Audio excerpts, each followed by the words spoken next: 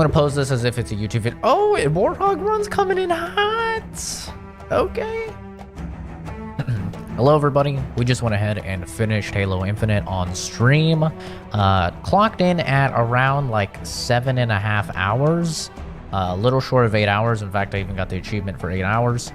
Or under 8 hours. So, definitely not the longest game out there. But,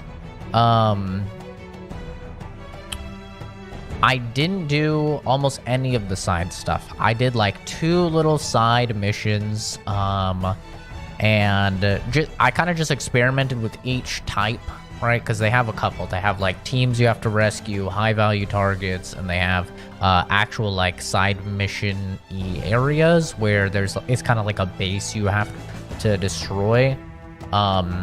Think of them as kind of like outposts in Far Cry. So I just did like one of each so I could kind of like understand and have a well-rounded opinion on the game. But mostly I was just back-to-back story missioning. And this is going to be a spoiler-free review. I'm not going to get into any sort of spoilers. So you don't have to worry about that. But just to preface, before I played this game, I played Halo 1, 2, 3, and 4. And then I watched all the cutscenes and watched some explanation videos for Halo 5, Halo Wars 1, and Halo Wars 2. So I definitely refreshed up on my Halo knowledge, and I think that this game, while I did all of that, while I, really refreshed myself on all of the Halo knowledge so I could be up to date, I think it's a pretty decent standalone package. And in my opinion, that's kind of a negative and it's kind of a positive. But let's get into the positives first, right?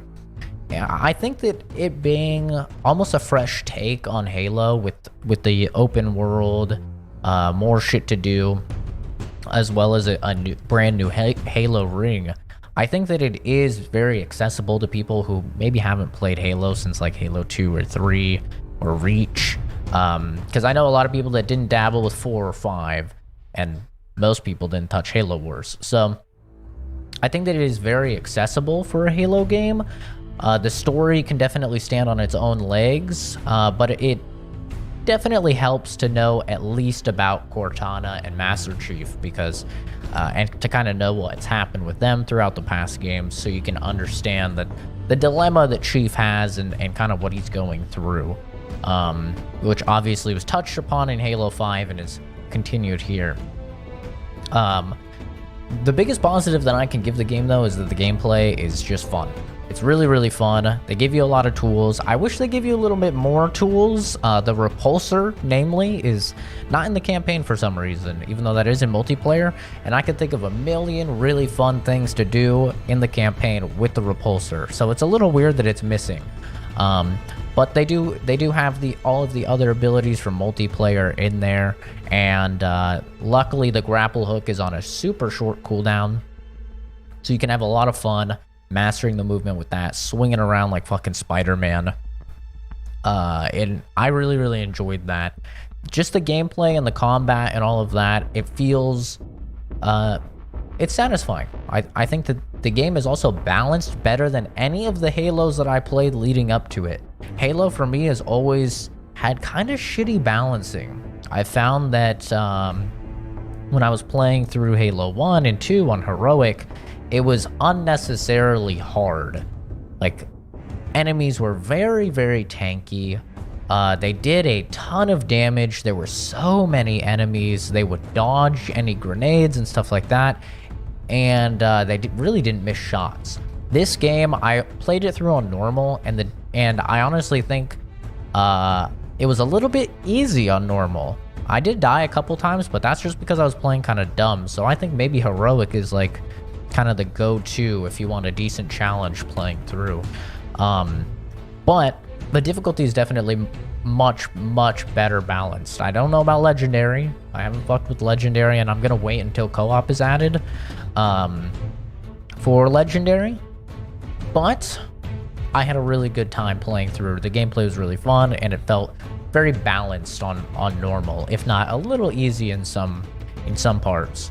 In terms of the actual open world, there's not the most like diverse locations or anything. You're not gonna have a bunch of different biomes like you would almost expect from the Ring, right? In previous Halo games, the rings would have snowy biomes, and they'd have desert biomes, and they'd have forest biomes. You're basically just stuck with what you see here, like a forest biome for all of the areas in the game, which I don't think is necessarily a bad thing, but there's definitely not a lot of visual variety going on in the world. But the activities placed around are pretty fun. The high value targets are probably the best because you gain, after you beat them, you gain a weapon variant that has a unique attribute. So, for example, the plasma pistol, you unlock a variant of the plasma pistol that shoots almost like a shotgun when you charge it up. It shoots a bunch of bolts. So, kind of cool. And they have that for, I believe, all of the weapons in the game, or most of them at least. So the high value targets are a lot of fun. The saving of the teams is pretty basic. I would liken it to like Far Cry 4 when you see somebody getting attacked. You know, you can come, you can help out, you can kill the enemies, and then now you just have some dudes that'll follow you around and help you out. And the whole system works around a valor mechanic, which is sort of like your reputation. The more people that you save, or the more outposts that you liberate and stuff like that, the more valor you get, and that'll unlock a bunch of different vehicles that you can spawn in at your bases, and a bunch of different weapons that you can spawn in. So it's kind of a cool little mechanic. I would recommend doing some to get a flying vehicle, because sometimes it can be a bit of a drag to go across the entire map. There's one mission especially where you literally have to go to like the 3 corners of the map, and some of them are like 3 kilometers from each other. It takes a really long time if you don't have a flying vehicle. So flying vehicles are nice. Just watch out for the little grunts with the disruptors, because they'll make your life a living hell. They're super annoying. You'll just crash out of the sky repeatedly. The sound design as well is fantastic. I mean, it's Halo, man. It has a bunch of the songs that you love, like Warthog Run, in it, and all of the tracks are really good. I didn't have a single song that I didn't really like, whereas Halo 2 had a couple songs I didn't like. Halo 3 had like 1 song I didn't like. This is almost entirely good. Like, I can't think of a single song that I didn't really enjoy when it was playing. My final, like, pro I would say is I really think Master Chief in this game is faithful to Master Chief. If you know him, if you played through the previous games, you can almost always guess exactly what he's going to say. Some people are not going to like that because they're going to think it's, you know, like lazy writing. But I think it's just being faithful to the character. He is very straightforward, almost entirely one-liners like he's always been. And yeah, it's Master Chief. It feels like Master Chief. The new Cortana, though, which you've seen in the trailers, she is definitely going to be a mixed bag. Some people are going to like her, some people are not going to like her. She definitely adds a unique vibe to the game that other Halos have not had, which is a more lighthearted and kind of jokey type of vibe. She cracks a lot of jokes. She's just very carefree compared to, you know, original Cortana, which, you know, she had some funny lines like, "Could you be any louder?" And Master Chief grabs a rocket launcher. She's like, "Guess so." You know, there was definitely a little bit of humor in past games, but there's a lot more in this game. Even with the grunts. The grunts in this game are honestly Borderlands characters. Like, they say shit that is hilarious, but I can understand some people not liking it because it could kind of break the immersion for some people. Grunts have always, like, you know, been kind of funny and said stuff, but they're kind of cranked up to 11 in this game. They talk shit. They break the fourth wall. There's a line where they can say, "Mom said it's my turn on the Xbox," after they kill you. So, like, I can understand why some people won't like that, because they want, their immersion and their more serious tone, which Halo has always had a more serious tone. This game is most definitely the most lighthearted, jokey, humorous take on Halo so far. Me personally, I enjoyed that. I didn't mind it. I didn't mind the new Cortana cracking jokes and stuff like that. I thought it was a really good sort of juxtaposition, and it worked well. The banter between her and Master Chief, because Master Chief is still, a straight arrow. The guy doesn't really make jokes. He's very, serious for the most part. And her kind of banter with him, being more jokey and stuff, I really liked. But I watched someone's playthrough, and they didn't like it. They were like, "Okay, I don't really like that. I don't like the joking and stuff. I hope that stops." It doesn't. It doesn't stop. So if you don't like it, you're not gonna like new Cortana. But that's the way that they've kind of taken this game. Is it's definitely more lighthearted tone. And I would say the other character that you've seen in the trailers, Echo 216.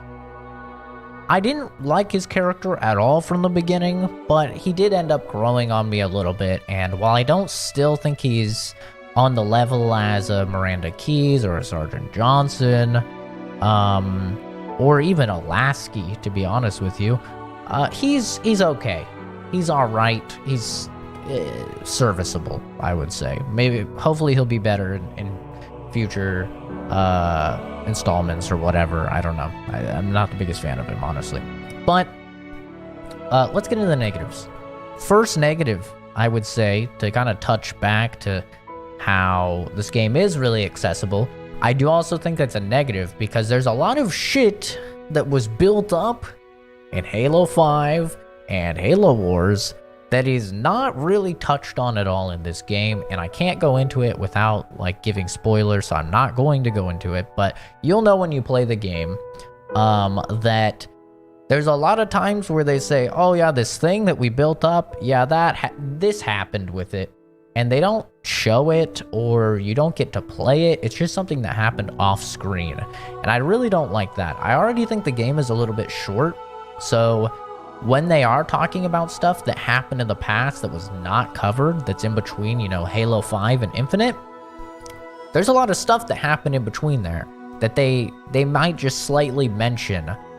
I would have really preferred them to incorporate some sort of flashback or something where you play as Chief during that to actually, one, pad out the length of the game, but two, add a little bit more emotional impact to those things, because there's some big shit that happens between Halo 5 and Infinite that you only get told through exposition, just characters talking about it.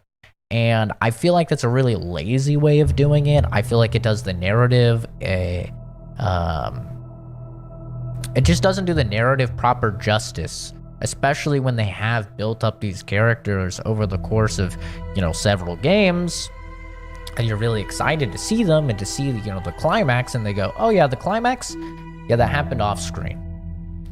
So, I'm really not a fan of that, but I know why they did that. They did it because they wanted to appeal to a wider audience that hasn't played those past Halo games. But that's the negative side. The negative side is you kind of alienate the people that did play the past games and that were hoping to, see that climax of those character arcs. Another negative that I would say, personally, is I don't feel, and this is just me, so this is gonna also be like kind of a subjective thing, but I don't feel like open world really benefits Halo a ton. I don't think it's necessary. I don't feel like they couldn't have told this story, the exact story that they're trying to tell. I feel like they could have easily told the exact same story in a linear Halo game. I don't think that you needed this game to be open world. And there are some fun sandbox things that you can do, and you can have fun in the open world, but I'm just not an open world guy. This is why this is like a more subjective take on this. I don't really like open world games. I have always preferred a more linear approach, and that's why I've really enjoyed Halo in the past, is because I could just boom, boom, boom, play these missions, and it's over. And then if I really enjoyed a mission, I can replay it. There's no replaying missions in this game, which is a big bummer, because there's 2 missions in particular that I would actually really like to replay. You cannot replay missions, which is a negative. It's an objective negative, because it's apparently something that's coming later, which means it should be in now. Talking about stuff with the story that is apparently coming later that should be in now, co-op. I mean, everybody loves to play Halo co-op, man, so I have no idea why they would try and push this out. Well, I do. They wanted to get it out in time for holidays so they could sell Xboxes and they could sell the game. But launching a Halo campaign with no co-op just feels hollow, you know? It feels like launching multiplayer without custom games, which is exactly what they did, and I had a problem with it. So that's a big negative for me. I would love to play this game through on Legendary with, 3 other people and have tons of fun in the open world and do a bunch of stupid horse shit. Like for some reason when you EMP a brute chopper, it just retains all of its momentum no matter what, and it speeds up, so you can literally like EMP your chopper as you go through a mannequin and just fly across half the map. It's hilarious. And I would love to like mess around with that with a bunch of people doing it and EMPing each other and flying off and stuff, but can't do that because co-op's not in the game yet, which is a really big bummer. And apparently it's not even coming until May, which is a huge gap. It's huge. Another negative that I would say is I'm just disappointed that these characters that I've grown to really like and want to see more of are not really present in this game. And they're really only present through audio logs that you find throughout the level. Talk about lazy narrative, man. Like I've grown to really like these characters, and they just had shit happen off screen, and now you can only find them through audio logs. Some of which, by the way, some of the audio logs you can only get in the level. Like, I played a level that had 2 audio logs. I didn't find those 2 audio logs. So now I cannot have... I can't listen to those audio logs. I have to replay the entire game, get to that mission, and then find the audio logs. Like, that's really stupid, dude. That's really, really dumb game design that you would do that. Like, if you're gonna have stuff that is locked inside a mission, at the very least, you need to let people replay that mission if they miss it. But it is what it is, I guess. And then the final little negative thing I'll say is I do feel like the game is a little short. 7.5 hours is pretty damn short. I think average completion is sitting around 8 hours for the main story, and around 15 if you do absolutely everything. But I honestly don't feel very compelled to do all of the extra side stuff in the game. But obviously, like I said, I'm not a open world type of guy, so that stuff normally doesn't really apply to me. I'm not usually very interested in that. But the story that they're trying to tell is interesting. I liked it. I enjoyed my time playing through it, and I'll enjoy playing it co-op when it comes out. All in all, I would give the game, the campaign side of things, I'd give it a 7 out of 10. Which for me, a 5 out of 10 is an average game. 6 is above average. 7 is good. I think this is a good game, a good Halo experience. I don't think it's worth $60. If you're not getting this game on Game Pass, what is wrong with you? I have no idea why you would play this and not be on Game Pass. just play the game on Game Pass. But if you're actually one of those crazy people that's like, well, I'm on Windows 7 and I don't want to upgrade to Windows 10, so I can't have Game Pass. I don't think this is worth $60. A 7.5-hour experience, you know, with not a lot of replay value, in my opinion, until they add in co-op and open world activities that are not that particularly interesting, at least in my opinion. The high value targets are probably the only thing I would actually be interested in doing. Everything else seems meh to me. I just don't see that being worth $60. So play it on Game Pass, man. It's a great deal if you play it on Game Pass, and you'll have a good enough time with it. But yeah, that's my final thoughts on it. Good enough time. I enjoyed it. I don't think it's at all up to the level of Halo 2, Halo 3, Halo Reach, even Halo 4. I think Halo 4 was a better game as well. I enjoyed Halo 4 a lot, even though people kind of had me scared, thinking it wasn't very good. I gave Halo 4 an 8, so I think Halo 4 is better. Halo 2 is like a 9.5 or a 10. It's as close to perfect as you can get, honestly. It's fantastic. And then Halo 3, I think, is like an 8.5 or a 9. Really, really good. So I think Halo Infinite is the worst out of them, but it's fun enough. It's a good time, and I'm interested to see where they go with the story from here. So thanks everybody for watching. Have a fantastic rest of your day. We'll see all of you in the next video. Search for Bye bye.